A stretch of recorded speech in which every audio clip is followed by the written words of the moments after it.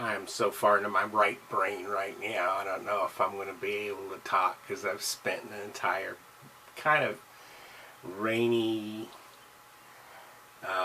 Saturday afternoon in April, and I'd been quietly collecting parts and various gewgaws and doodads from various different companies along, because I decided that I'm going to build myself a rifle. It's going to be exactly the way I want it. It's going to be mine to keep and not eventually trade off like I will the other ARs. Maybe, who knows. I have a fine time shooting them and keeping them, and they all have their various little functions. Well, this is the range gun. This is what I'm taking to the range to shoot off of a bipod and go for extreme accuracy. It's a cool build. I just finished building it. I started with a trigger assembly this morning, and eventually, I don't even know what time it is right now because my watch is charging, but I don't know, I've been at this 2 or 3 or 4 hours, and anyway, here's my creation. I guess we'll start from the front. Oh, look at this bad boy.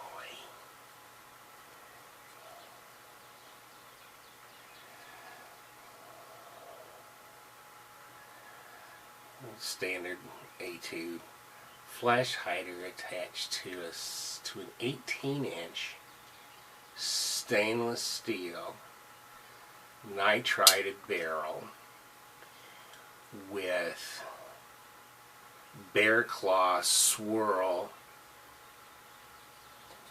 It's beautiful.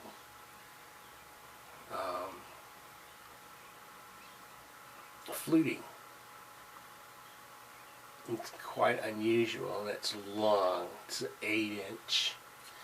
It's a 1 to 8 twist. So it should shoot the light stuff that I like to shoot really well. It's got a 15-inch handguard. I put a little piece of rail on the bottom here for the bipod, and then a little hooty-hoo for a sling here. The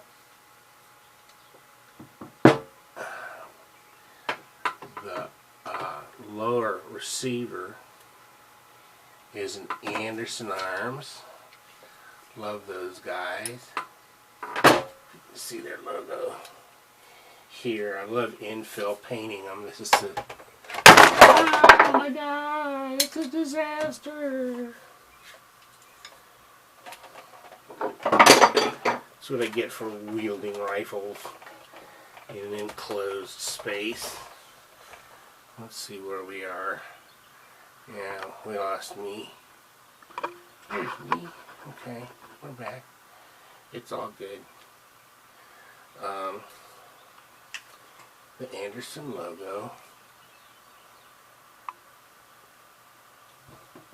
I can't even see what I'm doing now.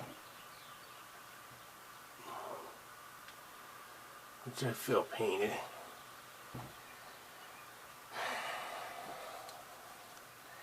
The upper is quite unusual because it's a side charging upper. The barrel and the upper are from Bear Creek Arsenal. Trying to get some purchase here.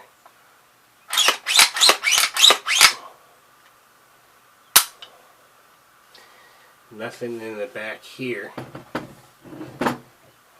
where the normal charging handle would be an AR-15, which interferes with your capacity to mount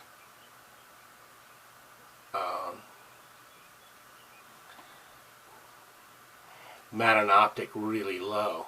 close to the bore axis. This optic here is a UTG Bug Buster 1 to 9, no, 3 to 9 scope with a parallax adjustment in the front from 3 yards to infinity. It allows you to stay in super focus, quick release hardware. And we capped off the build with another UTG product, what you call your standard A2 buttstock. Has a little trap door in the back so you can stash stuff like joints and things going out in the field. And this is my new range toy. I look forward to shooting it. There's a little anecdote. The original spring that came with this buttstock was really tight. I mean really tight. And I wasn't even sure that it would allow the rifle to cycle, so I ordered a new one from Brown Owls. It came fairly quick in this era of COVID, and placed it as sort of a standard spring. It was only $4. Seems to cycle really well. I also got, as a backup, a light duty spring that's supposed to help if you have problems with cycling, I guess, like light ammo and stuff, or maybe even subsonic. And that one was $14, and I went ahead and got that one too, but I'm going to leave it in the package, and we'll see how this one shoots when I have the opportunity to shoot it, which might come up sooner than one would anticipate, since I got hours for members at my range. The only people who can shoot at that range are members, and only from 10 to 12 in the morning. And I might have an opportunity to just go out in the country with this good old boy and just, you know, blast up a garbage heap. So either way, we might get to try out this new, as yet to be named, personal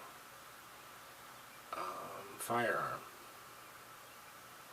It's gonna be fun.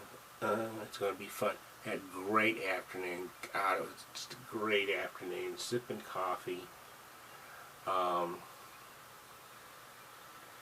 Yeah, it was awesome. And as a result, I built my, 16th or 17th firearm. I think it's probably 17 now, because while I was at the shop buying this lower at Shoot Point Blank, I looked over in their used gun section. I've bought a few used guns there, and they had like 2 used guns. I needed a new, I call it the clock gun. It's just a hideaway gun for downstairs for emergencies, and I've had some inappropriate firearms in there lately, ever since I got rid of a 22 Magnum revolver that I had stashed in there. Figured it would be easy for my wife to use.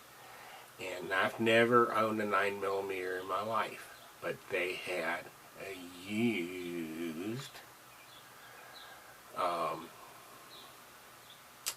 Taurus G2S, the single stack, so it's 7 in 1. Little 3 1/4 inch barrel, but I'm just looking forward to shooting that as well. And it's in 9mm, so I grabbed it up because I was able to grab it up for $100 after I got my member discounts and stuff. And it's a little beat up and it's well used, but it's I'm so happy that I found that, because that saved me a whole bunch of money. I was thinking about buying something new and sticking it in there, and if I had gotten a G2C, for example, that would have cost me at least $250. So anyway, I'm deadly downstairs with 9mm, my very first 9mm. I'm ashamed of myself. I feel dirty. I got a 9mm because I'm either 22 or 40, and that's pretty much all I ever shoot. So anywho, thanks for stopping by and for being green with envy over my perfect build. God, I took my time. It was just so sweet sitting by an open window, listening to the rain and the birds. Oh, jeez. What a day. What a great day. See you around. This is Strip.